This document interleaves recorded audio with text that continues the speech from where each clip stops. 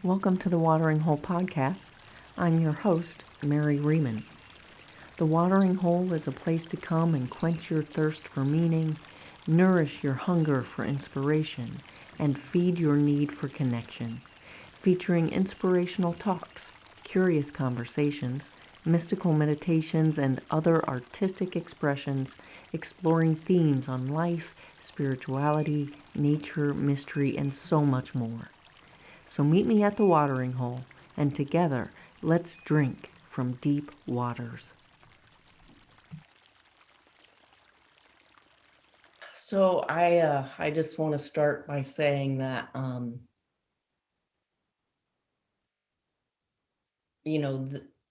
starting with the body renewal was purposeful, for one, um, because that's how we experience life, is through these bodies.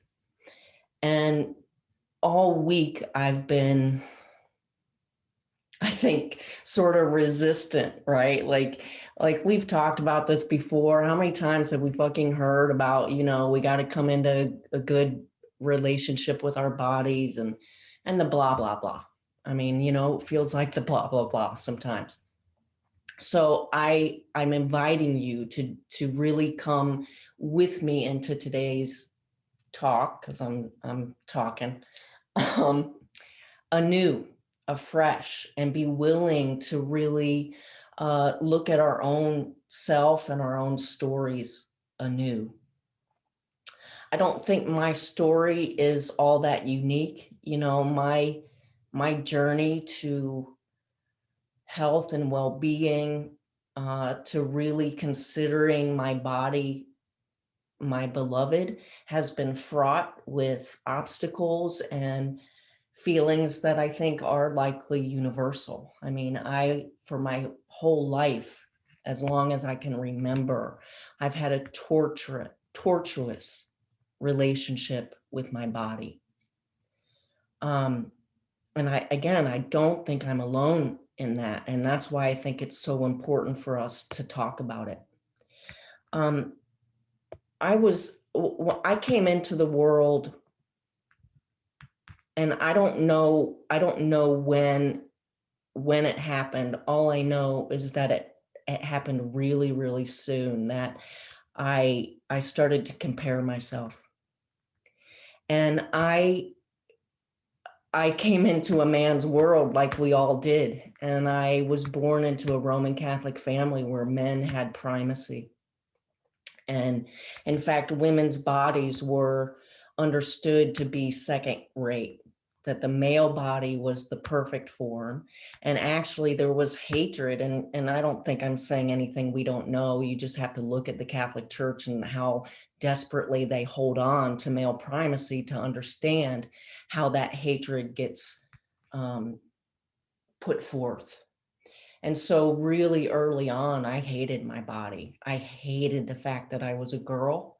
I was absolutely certain that God made a mistake. And I told my mom that when I was little. I was 8 years old. We were walking home from church, and the priest had given a sermon that said, God doesn't make mistakes. And I'm walking home holding my mom's hand, and I said, Mom, I think that he's wrong.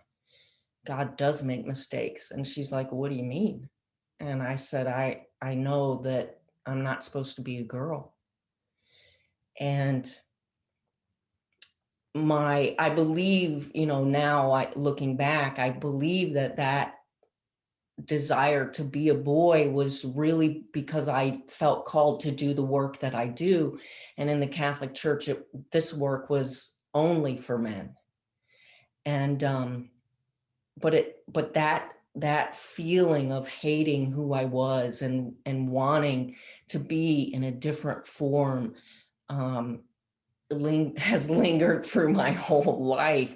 And it wasn't until I met some really powerful women, people who felt good in their bodies and who celebrated the human form.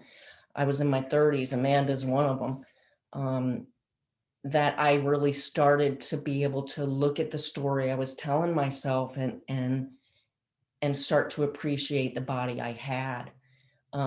But even that, my 30s to 40s, were still fraught with self-hatred, of course, because, we live in a culture that depends on us hating ourselves, right? I mean, we have a whole billions of dollar beauty industry that relies on us not feeling good about ourselves. And now we have a whole medical industry, right, that says, the only way to even heal this gap between who you are and who you want to be is through a pill or through surgery or through, some other thing outside of ourselves. And I bought that for a long time. I bought the lie that I was being told, and I bought the lie that I was telling myself. And consequently, my body became reluctantly has become my most consistent teacher. And over the years, I've discovered, and I'll get to this, but I've discovered that love alone is the salve that heals. But first, I had to be willing to look at where the dis-ease in me came from, where it began. And for me, as it does for most of us, it began with belief, with indoctrination, with being raised in a culture of comparison that instills and reinforces insecurities, and in fact counts on them to make us into consumers. And man, I was a consumer. I was so self-consumed with hatred and loathing. And so as a tomboy who never wanted the things that my culture, religion, and family roles dictated were mine to do because of the body I was in, I found my body an adversary and something I felt I needed to conquer. And the feelings that I had about my body weighted me down.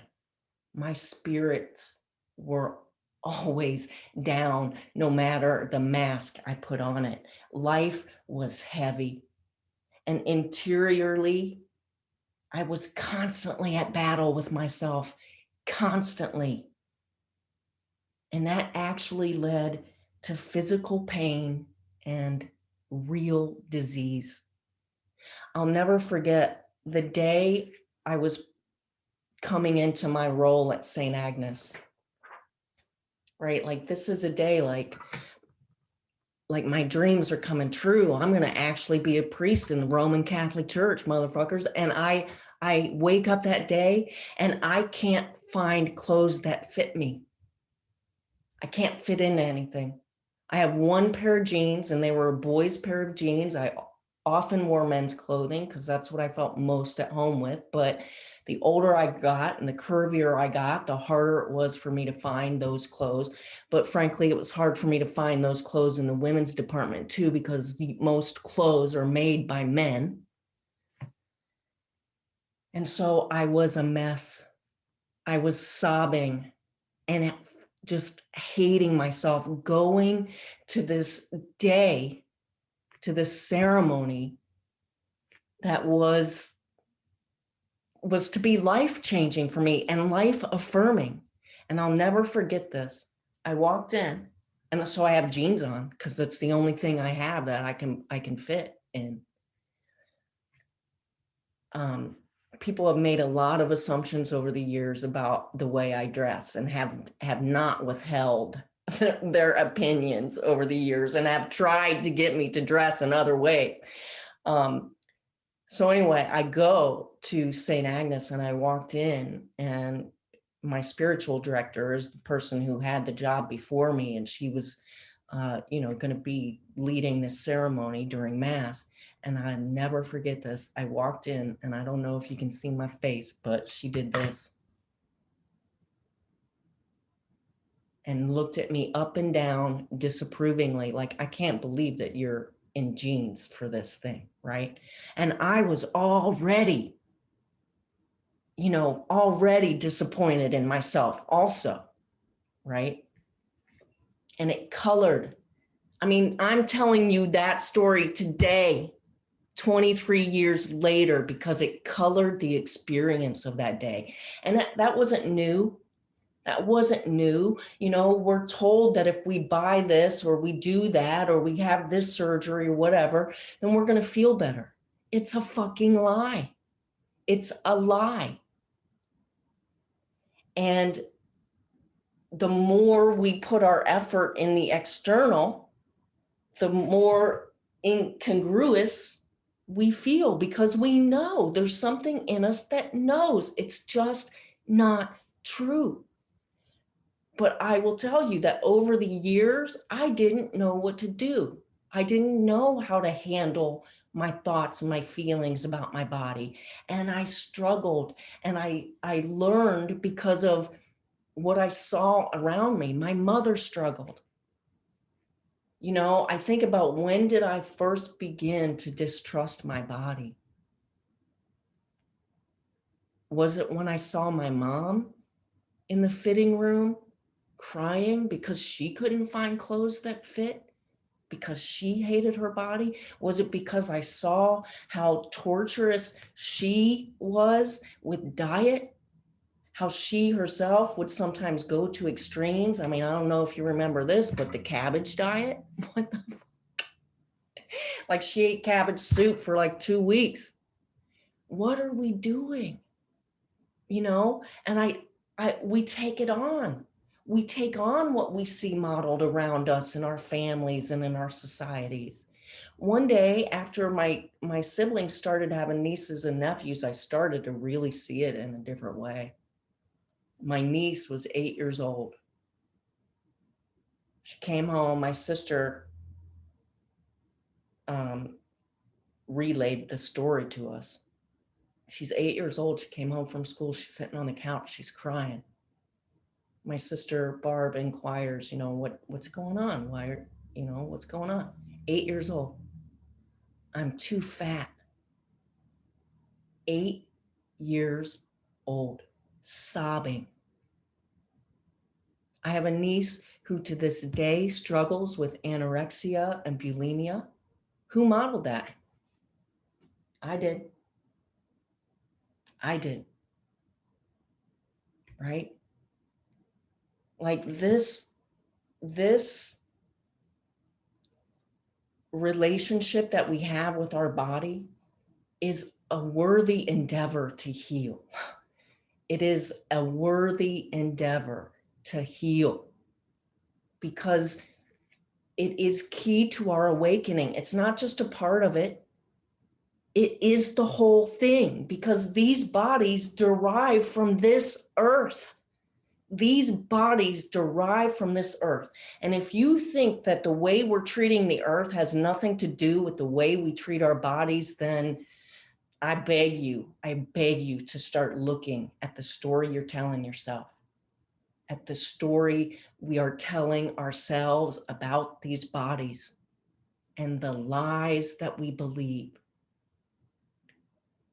Because the only way to transform it is to begin to deconstruct it, and not with judgment. I mean, this is the key. You hear me saying this over and over again, but unless I could look at myself with the utmost compassion, without judgment, I just stayed in the habit of thought and the belief that if I just exercised enough, if I just counted the calories, if I just stopped eating carbs, if I just, did low fat, if I did, all of it, I've done it all. I've done it all, as have many of you. So we have to start questioning, right? We have to start questioning the record that's playing in our minds, and be willing to lift up the needle right? To be willing to lift up the needle and say, I need a new record. I need a new story. I need a new way of seeing and being with myself. I mean, our mind's dis-ease is manifested physically in the body.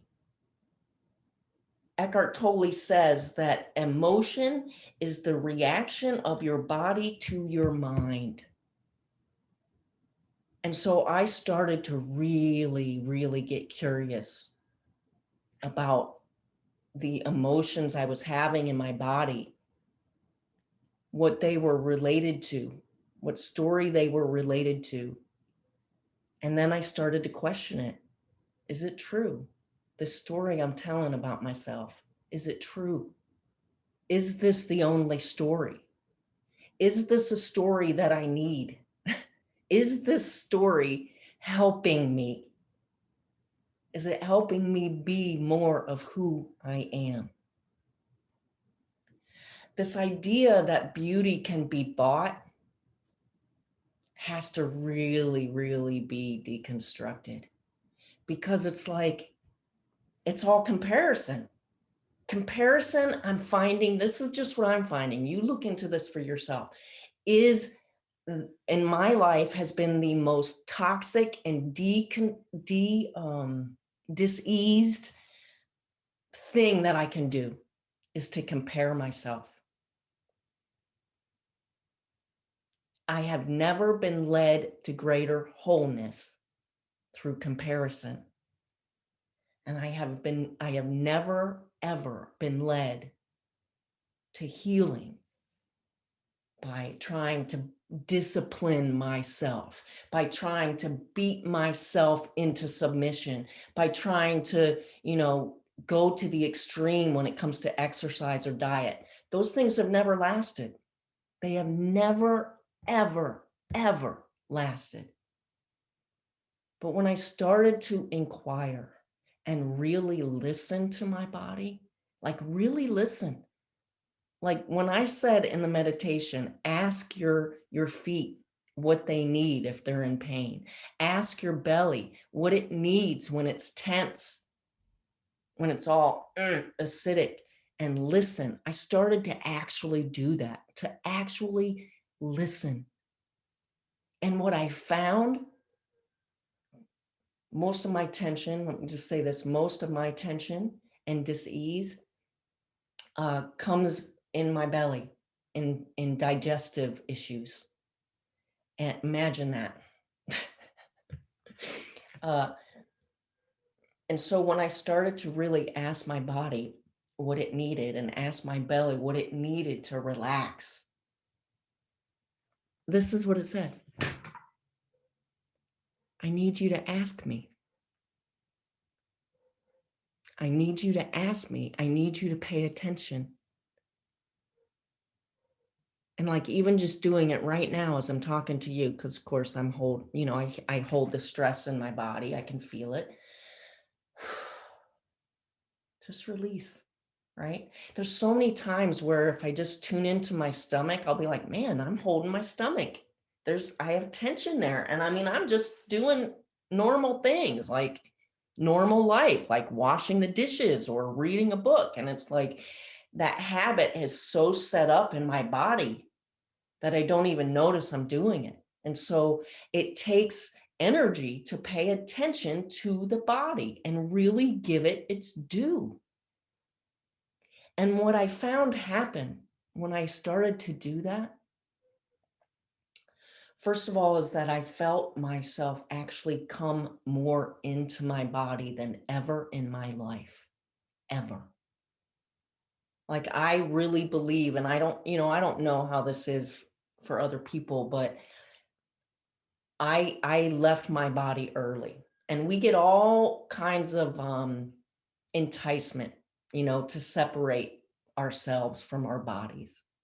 And I think it happens really early for us. And for me, it happened at least probably when I was 3 years old. And I had this vision of myself of 3 years old in my backyard, sitting there, and I could see myself so clearly. And it was like I was waiting for myself to come home. And I felt myself come back home into my body as a 52-year-old. And now, over the last several years, because now I'm 54, so I'm still new. I feel still new at this. And it's not a one and done thing. It's not like you fall in love with yourself and then it's one and done. It's just like any other fucking relationship. You got to work at it. You got to come back to it. You got to see it anew again and again and again, and be gentle. And be gentle. And so how do we do that? How do we start being gentle with ourselves? How do we come back to love ourselves? First of all, it's by checking what you're saying. Would you say what you say about yourself to somebody you loved? I had a friend who just held that mirror up for me often. Mary, what are you saying to my friend Mary? Like, would you say that to someone you love? And then now I can catch it. And I just don't allow myself to speak harmfully to myself. I do not allow it. I just don't allow it. Just like I wouldn't allow it if I had a child. Just like I don't allow it if someone's talking to my pet. I mean, don't fat shame my dog. Like don't even do that. Don't even do that. So just begin with that. How do I talk to myself? Can I talk to myself as my beloved? Can I really see my body as a gift? I mean, here's the thing. Beauty is. Beauty is. You are beauty, and it has nothing to do with how you look. We are beautiful because these bodies were forged in 13.5 billion years of life and death through these cosmos, cycling in and out. 13.5 billion years is what it took to make you. And we're going to spend our lives hating it. We're going to spend our lives dismissing the fact that these bodies are the wonder of the world, that these bodies are the very thing that give us access to life. Are you fucking kidding me? No. We are in an epidemic of self-hatred. Look at what we do to each other, how we judge each other, how we get jealous, how we allow envy to be held up as fucking capitalism. What are we doing? What are we doing? Beauty is. We are beautiful because we have made it, because we have been born, because this reality thought it was a good idea to bring you about. You.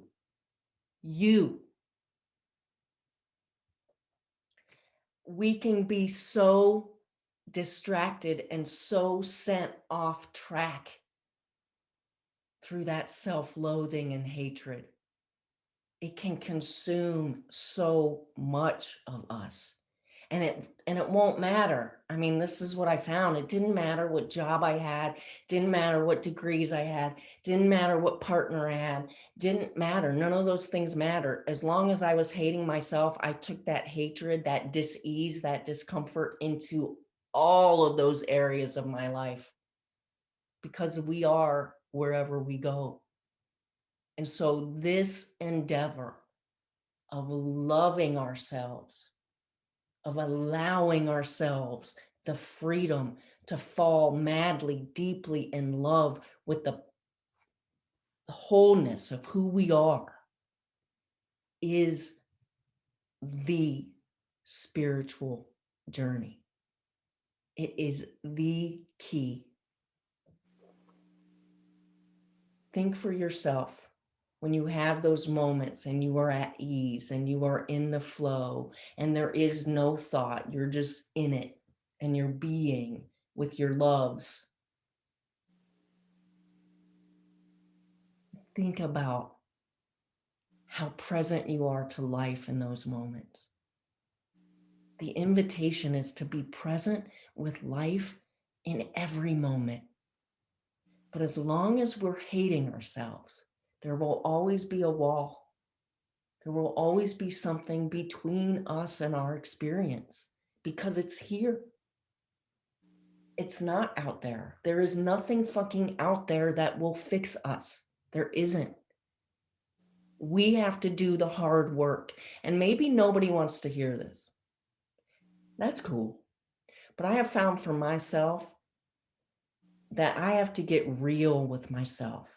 And I have to be willing to believe the truth about myself, no matter how beautiful it is. Believe the truth about yourself, no matter how beautiful it is, because it is. You are, we are. And the more fully we come into being, the more fully we can love ourselves, the more love we bring to the world. And that's wholeness. That's how we renew life. So no, I'm not going back to normal. I'm not going back to buy the lie of consumerism or buy the lie that beauty can be bought or buy the lie that I'd be better if. No. I'm going to be present right now, where I am, with who I am. Because the truth is, I am okay. And the truth is, you are okay. No matter what else is happening in life, we're here and we're okay. And we've made it through challenge and difficulty and trauma 100% of the time. 100% of the time. Because here we are. So stand firm on the true knowledge that we have already made it through the fire, 13.5 billion years of fire. There is no fire that we can't face now. So let's do it. Let's do it because truly our experience of life depends on it. Thanks for listening, everybody. I look forward to meeting you right back here at the watering hole. And as Mary Oliver said, go easy, be filled with light, and shine.